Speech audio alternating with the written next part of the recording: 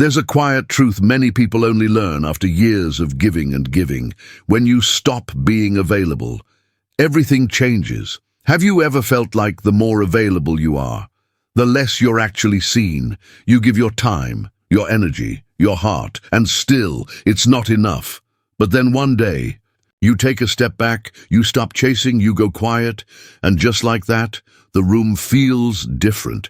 Have you ever seen someone walk into a space and change the entire room without even speaking? They don't argue, they don't plead, they just step back, and somehow their absence creates more impact than their words ever could. What if you lived like that? What if, instead of reacting immediately, you gave yourself space? What if you allowed silence to speak before you did? When you're always available, always giving, always present, your presence stops feeling like a gift. It becomes expected, taken for granted, and over time, you start to lose connection with your own needs. But when you finally stop giving so freely, people may feel unsettled, because they've never met the version of you who sets boundaries. Carl Jung, a renowned psychologist, once said, "Everything that irritates us about others can lead us to a better understanding of ourselves." What he meant is this: sometimes the things that frustrate us in other people, neediness, selfishness, anger, can actually reveal something unhealed in us. For example, if you find yourself getting upset when someone cancels plans, maybe it's not about them. Maybe it's about your fear of being left behind. Jung also talked about the persona, that social mask we wear to be accepted. It's the part of us that smiles when we're exhausted, that says yes when we want to say no, just to avoid conflict. Over time, wearing that mask too often can leave you feeling like you've lost touch with your real self, the one who has needs, feelings, and limits. And when that mask starts to feel too heavy, when it no longer fits who you're becoming, that's your signal, your body, your emotions, your fatigue. They're all trying to tell you something. So when you realize you've been wearing your persona mask for too long, you begin to sense how far you've drifted from your truth.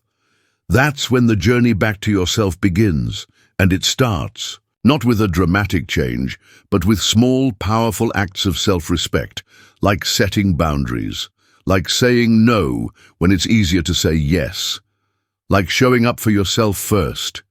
If you're constantly saying yes to keep the peace, if you silence your truth just to stay connected, you're not preserving peace, you're quietly abandoning yourself. And at the end of those days, when you feel drained, frustrated, or strangely empty, that's the hidden cost.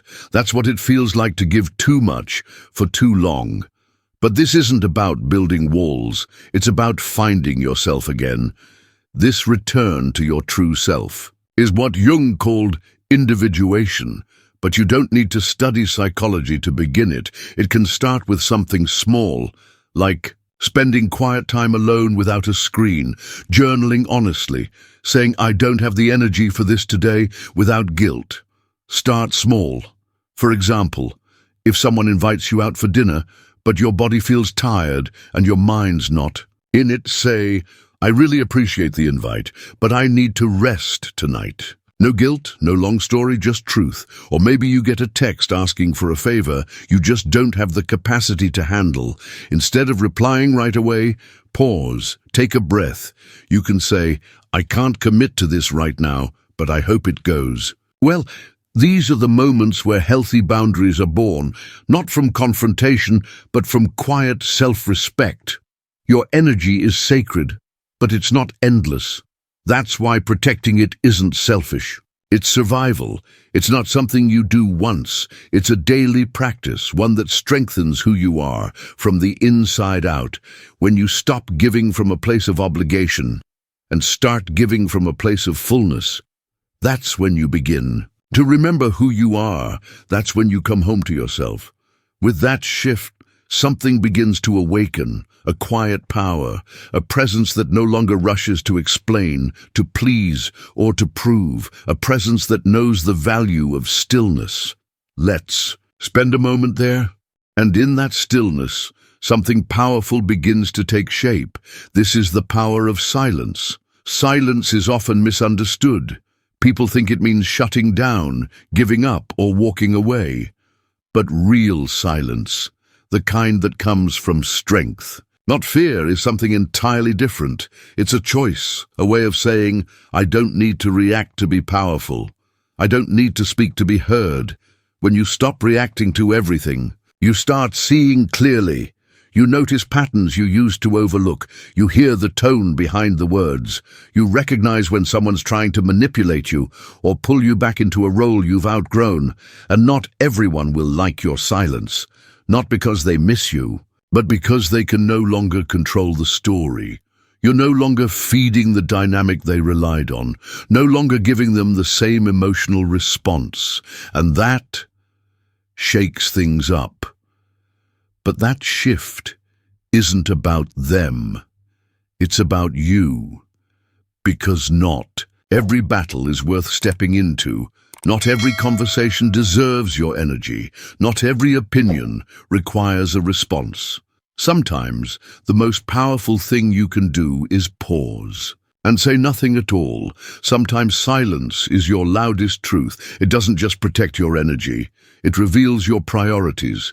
It draws a line, not out of anger, but out of clarity.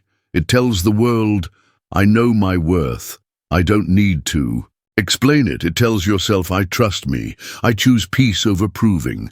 And slowly, as that silence settles in, you begin to feel something surprising: calm, clarity, strength. You're no longer scrambling to keep up. You're standing still, grounded, present. And from that stillness, you can finally begin to hear what's been waiting for you all along. Your own voice, the one beneath the noise, the one that knows what matters, the one that whispers your truth.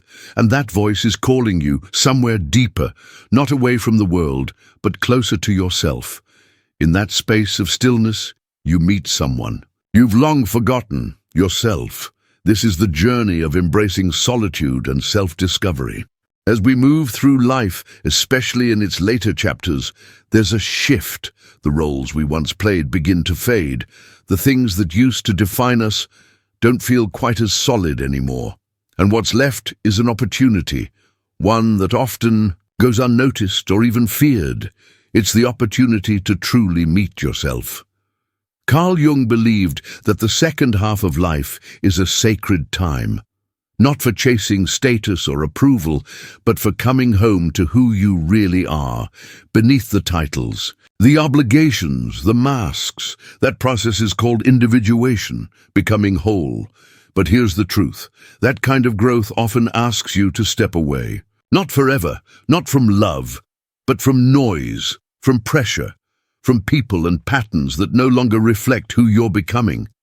And yes, solitude can feel uncomfortable at first. It can bring up fear, sadness, even loneliness.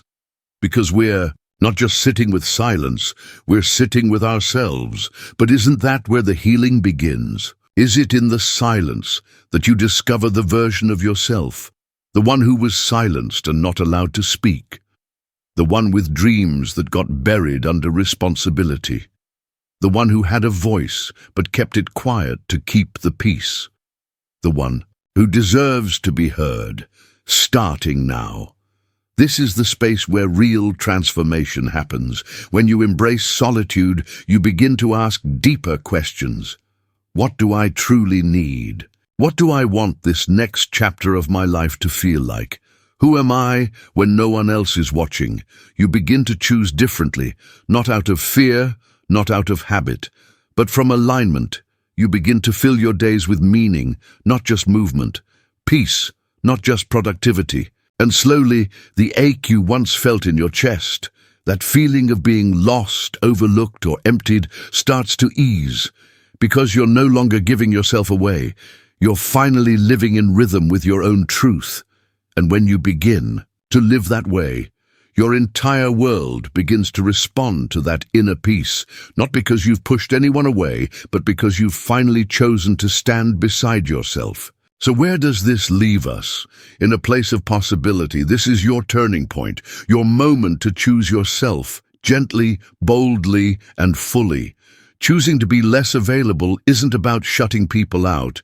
It's about opening a new kind of space, one where you exist too, fully, freely, without needing to earn your worth through exhaustion. It's about recognizing that your time, your energy, and your emotional presence are valuable, and they don't have to be given to everyone all the time.